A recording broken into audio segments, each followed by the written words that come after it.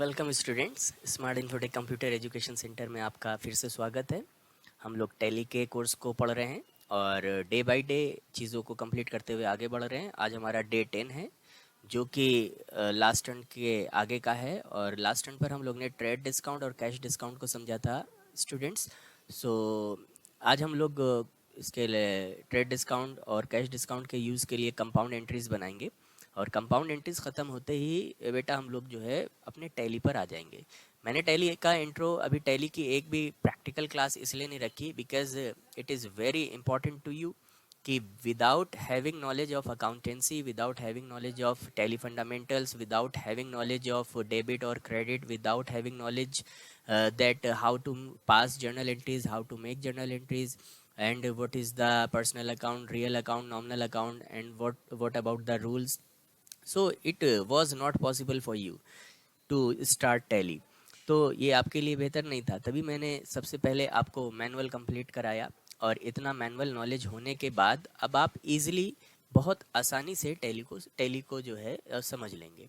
तो compound entries को आज हम लोग समझेंगे। कंपाउंड एंट्रीज को कंप्लीट करने के बाद हम लोग फटाफट अपने टैली पोर्शन पर आ जाएंगे और टैली पोर्शन पर आने के बाद हम लोग डे बाय डे क्लास को आगे कंटिन्यू रखेंगे। तो चलते हैं बेटा कंपाउंड एंट्रीज की तरफ हम लोग।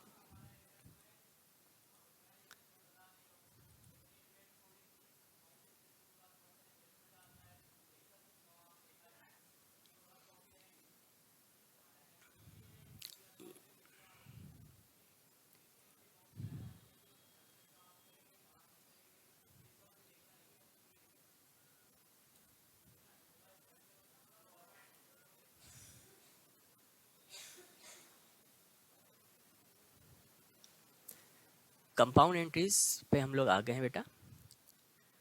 कंपाउंड एंट्रीज मैंने बताया था जहाँ पर हमें एक से ज़्यादा डेबिट और एक से ज़्यादा क्रेडिट मिले वो हमारा कंपाउंड एंट्रीज कहलाता है। तो कंपाउंड एंट्रीज में हम लोग आ चुके हैं। पहला कंपाउंड एंट्रीज है goods purchase ₹10,000 on 2% discount. Discount का ब्यौरा मैंने लास्ट क्लास में पूरा कम्प्लीटली दिया है। अगर इनकेस फिर भी आप में से कोई स्टूडेंट जो है तो आप में से कोई स्टूडेंट अगर जो है डिस्काउंट के बारे में अभी नॉलेज नहीं रखता है, so you had better to watch my day 9 video. After watching that video, definitely you will be able to understand what about compound entries and what is the use of cash discount and trade discount. तो students entry number 14 है हमारी goods purchase ₹10,000 on 2% discount. 2% discount पर हमारा goods purchase हुआ है। ध्यान रखें, अगर ट्रेड डिस्काउंट होगा बेटा तो हमेशा यहाँ पर लिखा होगा ट्रेड डिस्काउंट, और अगर आपका कैश डिस्काउंट होगा तो केवल डिस्काउंट वर्ड दिया होगा। Only discount means cash discount, और ट्रेड डिस्काउंट होगा तो ट्रेड डिस्काउंट वर्ड दिया होगा। तो ये हमारा कैश डिस्काउंट है। एज आई टोल्ड यू, अगर कैश डिस्काउंट है तो कैश डिस्काउंट को सेपरेट लेजर में अलग से दिखाया जाता है। यहीं अगर ट्रेड डिस्काउंट होता तो ट्रेड डिस्काउंट में केवल यही 2 लेजर बनते और ट्रेड डिस्काउंट की जो अमाउंट होती खाली वो माइनस हो जाती, जबकि जो कैश डिस्काउंट है उसको डिस्काउंट के नाम से अलग से जो है सेपरेट हम शो भी कराते हैं, दिखाते भी हैं, और साथ ही साथ इतना ही नहीं, साथ ही साथ इसको लेस तो करेंगे ही क्योंकि डिस्काउंट है। तो अब कैसे क्या है इसको देखेंगे। तो आपकी कंपनी ने माल खरीदा है 10,000 रुपये का 2% डिस्काउंट पर। तो यहाँ पर हमारे लेज़र अब कौन से कितने बनेंगे? अब हमारे 2 से ज़्यादा लेज़र बनेंगे। वो हमारे 3 भी हो सकते हैं, 4 भी हो सकते हैं, डिपेंडिंग अपॉन द रिकॉर्ड्स। जो भी आपका ट्रांजैक्शन है उस पर डिपेंड करेगा। तो हमारा गुड्स परचेज ₹10,000 ऑन 2% डिस्काउंट है। तो 2% डिस्काउंट पर आपका जो है माल ख़रीदा गया है। तो यहाँ पर परचेज और कैश और एक डिस्काउंट, गुड्स परचेज में एक परचेज का बनता था जो कि यहाँ पर भी है। गुड्स परचेज में अगर नगद माल खरीदा गया है, पार्टी का नाम नहीं है, तो हम कैश मानते थे, तो कैश भी हमारा यहाँ पर अवेलेबल है। तो एक परचेज है हमारा और एक कैश है। इसके साथ ही साथ बेटा यहाँ पर तीसरा लेजर डिस्काउंट का बनेगा। क्यों बनेगा? क्योंकि ये कैश डिस्काउंट है। कैश डिस्काउंट की पहचान क्या होगी? वहाँ पर केवल डिस्काउंट वर्ड लिखा होगा और अगर ट्रेड वर्ड लिखा है ट्रेड डिस्काउंट तो फिर हम डिस्काउंट की अलग से लेजर नहीं बनाएंगे, मे बी आगे की एंट्री में ये पार्ट हमने कवर किया होगा।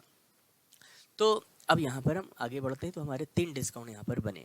माल खरीदा है 2% डिस्काउंट पर, इसको एंट्री कैसे बनाएंगे ये सब तो आप जानते ही होंगे। परचेज है तो परचेज हमारा रियल में जाएगा, कैश है तो कैश रियल में जाएगा, डिस्काउंट है नॉमिनल में जाएगा। अब नॉमिनल में दो चीज़ होती है कि ये हमारा एक्सपेंस है या इनकम है, तो अंडरस्टूड है, इसके लिए आप इसको समझें। आपकी कंपनी ने माल खरीदा है और 2% डिस्काउंट पर खरीदा है, तो सिंपल सी बात है बेटा, आप भी कुछ कहीं पे खरीदोगे तो अगर आपने कोई चीज़ डिस्काउंट पर खरीदी है तो इट मीन्स ऑब्वियसली वो आपका फ़ायदा है, ठीक है। तो आप खरीद रहे हैं डिस्काउंट पर। हाँ, अगर कि इन कंट्रास्ट अगर हम बात करें, इसके अपोजिट बात करें कि अगर आपने माल बेचा है डिस्काउंट पर तो वो आपका लॉस होगा। फिलहाल यहाँ पर ख़रीदने की बात हो रही है, तो हमारे 3 लेजर बन गए हैं। अब कौन डेबिट कौन क्रेडिट होगा उसको समझना है। माल खरीद रहे हैं, माल आ रहा है तो ये डेबिट होगा पहले की तरह, यहाँ पर डेबिट लिखा हुआ भी है, ये परचेज डेबिट होना है तो परचेज डेबिट होगा हमारा। और हमारा यहाँ पर मैं लिख दे रहा परचेज डेबिट होगा, हालांकि पहले पढ़ा चुके हैं। इसके बाद दूसरा लेजर है हमारा कैश। अब कैश हमारा डेबिट होगा कि क्रेडिट होगा? माल खरीद रहे हो, रियल है, रियल कहता है debit what comes in, credit what goes out. तो यहाँ पर पैसा जा रहा है, क्रेडिट व्हाट गोज आउट है, तो क्रेडिट व्हाट गोज आउट है तो इट मीन सिंपली क्या होगा, पैसा जा रहा है तो क्रेडिट हो जाएगा, तो ये हमारा 2 में जाएगा। अब सवाल ये है हमारा जो तीसरा वाला लेजर है जो कि हमारे पास डिस्काउंट के नाम से यहाँ पर मेंशन है, इसका क्या होगा? तो अब जो डिस्काउंट के नाम से ये मेंशन है, इसको हम डेबिट करें या क्रेडिट करें, तो ऑब्वियसली यहाँ पर ये इनकम है, और इनकम के लिए नॉमिनल अकाउंट क्या कहता है? नॉमिनल अकाउंट कहता है debit are the losses and expenses, कि खर्चों को, नुकसान को डेबिट में रखिए, credit are the profits and incomes, और जितने आपके इनकम्स हैं, प्रॉफिट्स हैं, उनको आप क्रेडिट में रखें। तो यहाँ पर डिस्काउंट आपका फ़ायदा है क्योंकि आप डिस्काउंट पर माल खरीद रहे हो, इसलिए ये इनकम है, तो इनकम है तो ये क्रेडिट में जाएगी। अब यहाँ पर एक बहुत इंपॉर्टेंट बात है कि अमाउंट को कैसे दर्शाया जाए। तो अमाउंट के लिए परचेज चूँकि डेबिट होना है, डेबिट पहले लिखते हैं, तो हमने परचेज अकाउंट डेबिट में लिखा। अब यहाँ पर अमाउंट कितना रहेगा? माल हमने कितने का खरीदा? मिसाल के तौर पर हमने जो है कोई शर्ट खरीदी है, शर्ट 1000 रुपये की थी और हमने ख़रीदी 900 रुपये की, हमें 100 रुपये का 10% उस पर डिस्काउंट मिला। तो डिस्काउंट मिला मतलब हमें 1000 की जगह 900 रुपये पे करने पड़े, लेकिन शर्ट की कीमत तो 1000 ही थी ना, यानी माल की वैल्यू जो है वो वही रहेगी। तो माल की वैल्यू जो 10,000 थी 10,000 ही रहेगी, इसलिए परचेज में हम 10,000 डालेंगे। अगर इसी के विपरीत बेच रहे होते तो सेल में हम 10,000 डालते। तो माल की वैल्यू 10,000 है तो 10,000 रहेगी। अब सवाल यह है कि जो पैसा आपने पे करा, जो कैश आपके पास से गया क्रेडिट व्हाट गोज आउट से, ये वाला, तो ये पैसा आपने कितना दिया? तो पैसे के लिए हमें समझना है भाई, हमारा 10,000 रुपये का माल हमने खरीदा, 2% डिस्काउंट है, 2% आ गया 200 रुपये। तो अब 2% 200 रुपये आपका आ गया है, तो 10,000 में से 200 रुपये माइनस हो गए, यानी तुमने कैश कितना दिया? माल खरीदा 10,000 का, लेकिन तुमने पेमेंट कितनी करी? 10,000 माइनस 200 यानी 9,800 रुपये। तो 9,800 रुपये कैश में हमने डाल दिया। अब जो 200 रुपये तुमने कम दिया, ये क्या था? ये डिस्काउंट था, और ये तुम्हारा फ़ायदा है, फ़ायदा क्रेडिट होना है, तो हमने देखो नीचे लिखा है टू डिस्काउंट अकाउंट 200 रुपये। तो यहाँ पर डिस्काउंट हमारा क्रेडिट था, इसलिए टू डिस्काउंट अकाउंट 200 रुपये। अब यहाँ पर हमेशा एक चीज़ आप ध्यान रखिएगा, कभी भी एंट्री में जब 2 या 2 से ज़्यादा डेबिट क्रेडिट होंगे, तो हमेशा आपको एक चीज़ ध्यान रखनी है कि डेबिट का टोटल हमेशा आपके क्रेडिट के इक्वल ही होगा। डेबिट का टोटल हमेशा आपके क्रेडिट के इक्वल ही होना चाहिए। अगर आप अमाउंट सही से नहीं समझ रहे हैं तो ये गलत होगा। आप देखिए, माल की वैल्यू 10,000 थी, 9,800 कैश क्रेडिट में आपका आया क्योंकि आपने 200 रुपये कम दिए थे डिस्काउंट की वजह से, और ये डिस्काउंट आपका फ़ायदा है इसलिए क्रेडिट में है। तो 10,000 डेबिट में भी है, 10,000 हमारा क्रेडिट में भी है। Being goods bought on discount, discount पर माल खरीदा, नरेशन हो गया हमारा। ठीक है, आई होप आपको अच्छे से क्लियर हो गया होगा। तो ये हमारा माल खरीदने से रिलेटेड एंट्री था। अब हम बेटा इसी में आगे बढ़ते हैं माल बेचने से रिलेटेड। अब देखिए यहाँ पर क्या कहा जा रहा है, यहाँ पर कहा जा रहा है गुड्स सोल्ड, माल बेचा गया। अब आपकी कंपनी माल बेच रही है डिस्काउंट पर, तो ऑब्वियसली अगर आपकी कंपनी माल बेच रही है डिस्काउंट पर, तो अब की बार आपको क्या होगा? अब की बार आपको नुकसान होगा क्योंकि अब की माल आप बेच रहे हो। तो जब हम डिस्काउंट पर माल बेचते हैं तो ये हमारा क्या होता है, नुकसान होता है। तो फिलहाल नुकसान क्या है अब देख लेते हैं। तो सबसे पहले माल बेच रहे हैं, माल बेचने के लिए एक सेल्स की लेजर जैसा कि पहले बनाते थे वैसे बनाएंगे। दूसरा कैश की लेजर बनेगी, क्योंकि पार्टी का नाम नहीं दिया हुआ है किसको माल बेच रहे हैं, तो ये कैश ट्रांजैक्शन होगा, तो कैश की लेजर बन गई। तीसरा डिस्काउंट केवल लिखा हुआ है, ट्रेड वर्ड नहीं है, इसलिए ये कैश डिस्काउंट होगा, और कैश डिस्काउंट है तो डिस्काउंट की अलग से लेजर बननी है। अब ये दोनों हमारे बेटा रियल अकाउंट है पहले की तरह, तो रियल अकाउंट है तो रियल का रूल लगाएंगे। माल बेच रहे हैं अगर हम, तो माल बेच रहे हैं, क्रेडिट पार्ट गोज आउट, माल जा रहा है यहाँ चला जाएगा। इसके बाद आपका कैश रियल है, माल बेच रहे हो तो पैसा आएगा, तो ये डेबिट वाट कम्स इन हो जाएगा, डेबिट हो जाएगा ये आपका। इसके बाद यहाँ पर अगर हम बात करें इसकी डिस्काउंट की, तो डिस्काउंट आपका जो है यहाँ पर डिस्काउंट आपका नॉमिनल अकाउंट है। अब यहाँ पर डिस्काउंट आपका लॉस है, तो लॉस है तो ये आपका डेबिट में जाएगा, खर्चा है, ठीक है, क्योंकि माल बेच रहे हैं, डिस्काउंट पर बेच रहे हैं और डिस्काउंट दे रहे हैं, तो मतलब हमारे लिए ये एक तरीके से एक्सपेंस मान लें या लॉस मान लें, ठीक है। तो दोनों ही एक्सपेंस हो या लॉस हो, दोनों ही हमारे डेबिट में जाएंगे, तो ये हमारा डेबिट होगा। तो यहाँ पर दो डेबिट है, एक क्रेडिट है, परचेज में एक डेबिट था दो क्रेडिट थे, तो कोई दिक्कत नहीं, आप जो डेबिट है डेबिट पहले लिखेंगे। तो अब कैश डेबिट है, कैश डेबिट पहले लिखा, डिस्काउंट डेबिट है, डिस्काउंट डेबिट पहले लिखा। इसके बाद to sales account, sales credit था, क्रेडिट लिखा। अमाउंट यहाँ पर भी समझें, जैसा कि मैंने बताया था डिस्काउंट की वजह से माल की वैल्यू नहीं चेंज होगी, तो यहाँ पर माल बेचा था 15,000 का, तो माल हमने दिया 15,000 का, तो सेल्स में 15,000 ही हमको डालना है, ठीक, माल की वैल्यू थोड़ी ना कम होगी। अब 15,000 के बदले जो हमने डिस्काउंट दिया था उसकी वजह से हमें पैसा कम मिला। अब हमें पैसा कितना मिला, हमें पैसा मिला 14,550 रुपये, क्योंकि 3% डिस्काउंट था। 3% 15,000 का आप निकालेंगे तो ये 450 रुपये आ जाएगा, ठीक है। तो 450 रुपये का डिस्काउंट हमने दिया, तो ये डिस्काउंट की वजह से माल तो बेचा 15,000 का, लेकिन पैसे की जो हमें रिसीव हुए हैं, जो कैश रिसीव हुआ है, पैसे की जो प्राप्ति हुई है रुपए की, वो 14,550। तो ये जो 450 था ये क्या था, ये हमारा नुकसान था, लॉस था। तो ये हमने डिस्काउंट अकाउंट डेबिट में लिख रखा था 450। अब आप यहाँ पर भी देखो, अगर आपने सही से अमाउंट लिखी है तो debit is equal to credit होगा आपका, debit is equal to credit होगा। तो ये चीज़ आप यहाँ पर देखें, जितना डेबिट का टोटल है उतना क्रेडिट का होना चाहिए। आई होप आपको ये भी चीज़ समझ में आ गई होगी। तो ये माल बेचने से रिलेटेड एंट्री थी हमारी। इसके बाद एक 16 नंबर है एंट्री हमारी, ये माल ख़रीदा है, उषा कंपनी से ख़रीदा है। अंतर कुछ नहीं है, अंतर सिर्फ इतना है, जो इससे पहले आपकी 14 नंबर एंट्री थी उसमें माल ख़रीदा था, पार्टी का नाम नहीं था, यानी वो कैश था। अब यहाँ पार्टी का नाम दिया है तो कैश की जगह पार्टी का नाम आ जाएगा, जैसा कि हमने अभी सिंपल एंट्रीज में समझा। तो यहाँ पर माल ख़रीदा है तो माल ख़रीदने में एक हमारा परचेज़ का लेजर बनेगा, ठीक है, एक कैश की जगह पार्टी का लेजर बनेगा। क्यों बनेगा, क्योंकि पार्टी है, पार्टी से माल खरीद रहे, पार्टी का नाम दिया तो इसको उधार माना जाएगा। उसके बाद हमारा डिस्काउंट का लेजर बनेगा, ठीक है। तो ये डिस्काउंट यहाँ पर 1% जो डिस्काउंट है ये इस बात के लिए पहले से दी गई है कि आप जब भी पेमेंट हमें करेंगे तो इतने रुपए का आपको डिस्काउंट मिलना है। तो कोई नहीं, एंट्री जैसे बनाते हैं वैसे ही बना लेंगे, ठीक। तो यहाँ पर परचेज माल खरीद रहे हैं, डेबिट होगा क्योंकि रियल है, माल आ रहा है, डेबिट व्हाट कम्स इन। किससे खरीद रहे हैं, उषा कंपनी से खरीद रहे हैं, तो उषा कंपनी पर्सनल अकाउंट में क्रेडिट द गिवर का रूल लगेगा। क्यों क्रेडिट द गिवर का रूल लगेगा, क्योंकि ये इनसे माल खरीद रहे हैं, माल के गिवर हैं। अब माल खरीद रहे हैं डिस्काउंट पर, तो ये 1% डिस्काउंट हमारा फ़ायदा है। 1% डिस्काउंट मतलब 80 रुपये हमारा क्या है, फ़ायदा है, तो ये 80 रुपये हमारा प्रॉफिट कहलाएगा। तो कोई नहीं, यहाँ पर हमारा ये बेनिफिट है, फ़ायदा है, तो एंट्री बन गई।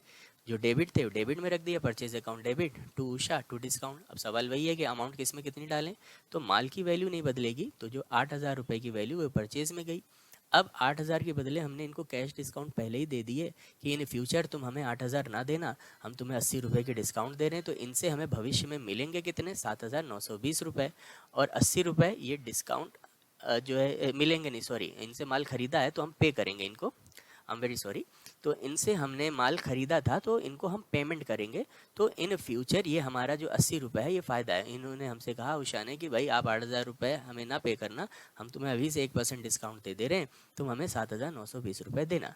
तो अब इन फ्यूचर जो हमें इनको पेमेंट करना होगा वो 7,920 रुपये की पेमेंट करना होगा। डिस्काउंट हमारा फ़ायदा है, इसलिए 80 रुपये हमने फ़ायदे में यानी क्रेडिट में दिखाए। हमेशा फ़ायदे जो प्रॉफिट होते हैं वो क्रेडिट में जाते हैं, क्योंकि नॉमिनल अकाउंट का रूल होता है credit are the profits and incomes. तो इसलिए हमारी ये एंट्री बनी है। यहाँ पर भी आप ध्यान से अगर आप देखें तो debit is equal to credit हो रहा है। ठीक है, आई होप आपको ये भी क्लियर हो गया होगा। इसके बाद हमारा ऐसे ही सेल से रिलेटेड है, यहाँ भी पार्टी का नाम है। ठीक है, मैंने 2 एंट्री कैश पर रखी, 2 उधार पर रखी, इसलिए पार्टी का नाम दिया गया है। तो माल बेचा है अजय एजेंसी को 25,000 रुपये का 3% डिस्काउंट पर। तो यहाँ पर कैश की जगह अजय एजेंसी आ जाएगा, एंट्री पहले की तरह हमारी बेटा बन जाएगी। ठीक है, तो जो हमारी पहले की एंट्री है पहले की तरह वो वही है, सिंपल जैसे अभी तक बनती थी। अजय को माल बेच रहे हैं, तो अजय को हम माल बेच रहे हैं, तो अजय हमारे जो जाएंगे ये पर्सनल अकाउंट में जाएंगे। और पर्सनल अकाउंट का रूल होता है debit the receiver and credit the giver. तो अजय को आप माल बेच रहे हो बेटा, तो अजय को आप माल बेच रहे हो तो ये माल के रिसीवर हैं, तो ये पर्सनल अकाउंट में डेबिट हो जाएंगे। माल जा रहा है तो सेल्स आपका रियल में क्रेडिट वाट गोज आउट से क्रेडिट हो जाएगा। अजय रिसीवर हैं, डेबिट हो जाएंगे। माल जा रहा है, क्रेडिट हो जाएगा।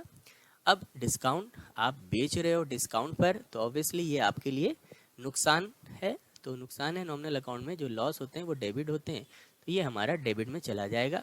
तो डिस्काउंट अकाउंट डेबिट में हमारा हो जाएगा। तो यहाँ पर आप ध्यान से देखें तो आपकी एंट्री बन के आ गई। डेबिट पहले लिखना होता है, तो Ajay agency debit, discount account debit to sales account. Amount समझ लें, अमाउंट जो टोटल है 25,000 वो सेल्स में जाएगी। अब 25,000 की जगह इन फ्यूचर अजय एजेंसी से हमें पैसे कितने मिलेंगे, 3% डिस्काउंट हमने पहले ही उनको दे दिए 750 रुपये।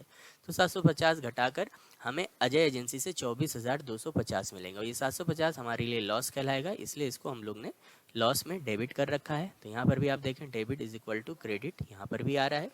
आई होप आपको ये भी एंट्री समझ आ गई होगी। इसके बाद ये आपके लिए मैंने एक प्रैक्टिस एक्सरसाइज दे रखी है। ठीक है, अब हम लोग का सिलसिला टैली की तरफ बढ़ेगा, यानी क्लास 11 से डे 11 से हमारा टैली पोर्शन स्टार्ट होने वाला है। That is one of the most important part.